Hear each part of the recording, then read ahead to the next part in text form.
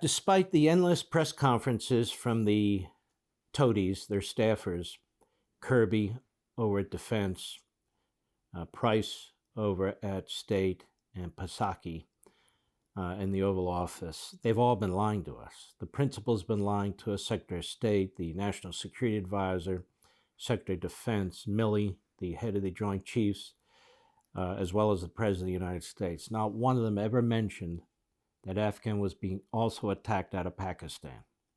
Not one of them, which would require the government of Pakistan as well as the military in Pakistan to be participating in that. That's a big deal because Russia and China have been working with Pakistan, particularly China.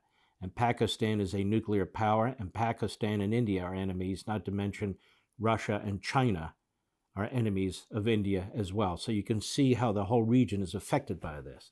So they're being invaded out of Pakistan.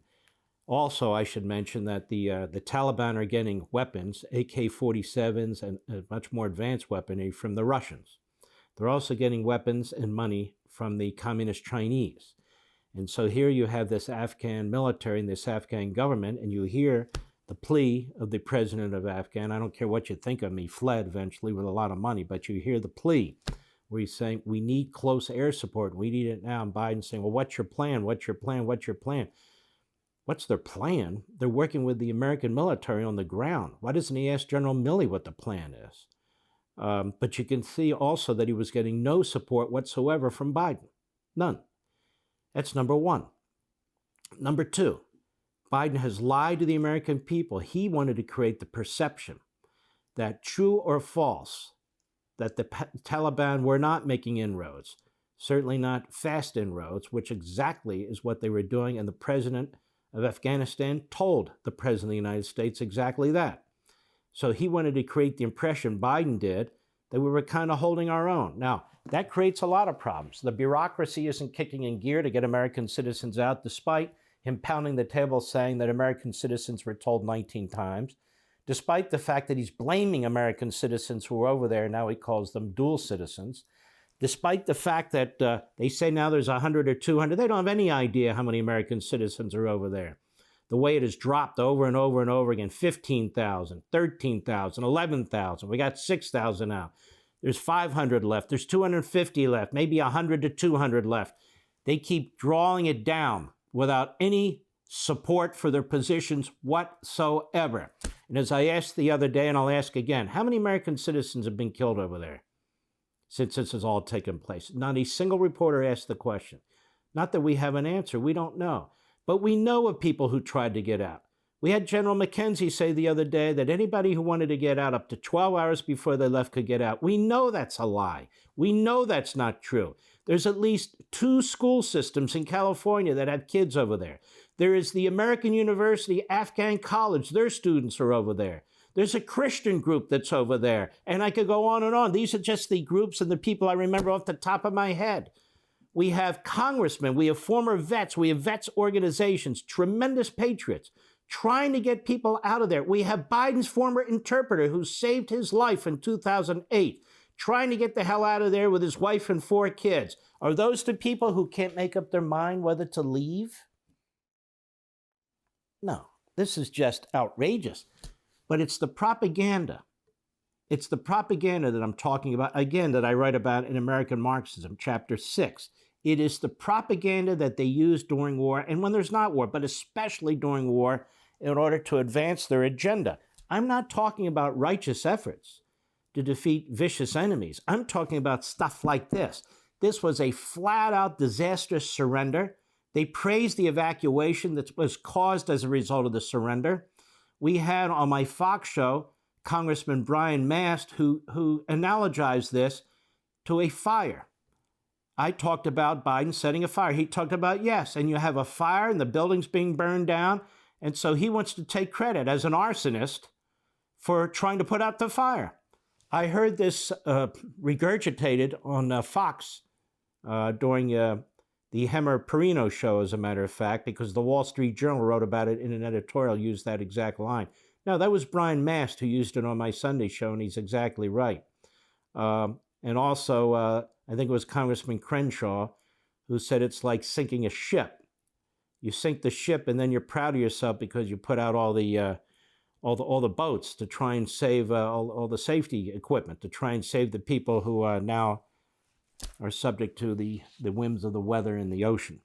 Now, this to me is an absolute impeachable offense. It is an absolute impeachable offense. And what I am offended by is the same media organizations. I now call the media organized propaganda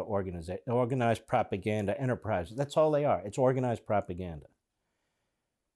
Reuters comes out with this. It barely hits headlines. There's a few that are hitting it. I beat the hell out of it on radio because I thought it was absolutely crucially critical and important to know what Biden knew. Because even in his last speech, he said, we didn't know how quickly they would fall. He did know that they were falling in real time on July 23rd. On July 23rd, you set August 31 as a date to get out. You had 5 weeks. On July 23rd, it's absolutely incredible.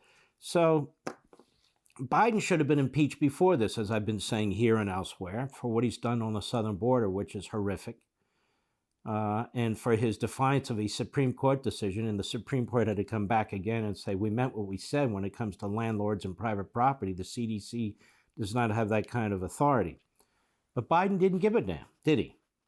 And then we have, in addition, from Just the News, exclusive secret text, U.S. military officials lamented leaving behind Americans in Kabul. President Biden declared to a puzzled country the other day that the U.S. evacuation from Afghanistan was an extraordinary success, while his Pentagon portrayed a prosaic, work-a-day process to repatriate Americans still stranded in the war-torn country. But text messages between U.S. military commanders and private citizens mounting last-minute rescues tells a far different story, one in which pleading American citizens were frantically left behind at the Kabul airport gate this past weekend to face an uncertain fate under Taliban rule, while U.S. officials sought to spread the blame between high-ranking generals and the State Department. We are effing abandoning American citizens, an Army colonel assigned to the 82nd Airborne Division wrote Sunday in frustration as a series of encrypted messages that detailed the failed effort to extricate a group of American citizens hours before the last U.S. soldiers departed Afghanistan. The text messages and emails were provided to Just the News by Michael Yan, a former Special Forces soldier and war correspondent who was among the private citizens working with private networks and the military to rescue stranded Americans. Yan told Just the News that a group of Americans were abandoned at the Kabul airport, pleading for help, as military officials told them they were finished with evacuations. We had them out there waving their passports, screaming, "I'm American," Yan said Tuesday, while appearing on the John Solomon Reports podcast. The heart-wrenching scenes unfolded this weekend as the U.S. military prepared to exit the capital city on Monday, leaving both the airport and most of the country under Taliban control. This is unbelievable to me. Absolutely unbelievable to me. We have an indefinite number, an unknown number, the truth be told, of American citizens. I don't care if they're dual citizens or straight-up citizens. It's irrelevant. They're American citizens behind enemy lines. And I'll tell you what, you know who else they're not even counting? Green card holders.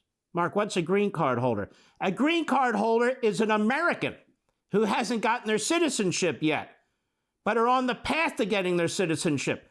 Americans who fought with us, who are among us. So tens of thousands of SIV visa holders, special visas given out to men and women who worked with us, fought with us, interpreters of the sort who saved Kerry, Biden, and Hagel, as well as green card holders. How many of them are left behind? As well as straight-up American citizens or dual citizens. We do not know how many are behind enemy lines. And this is the most successful, greatest evacuation in history? This is disgusting. This is as un-American as it gets. For more, sign up for LevinTV.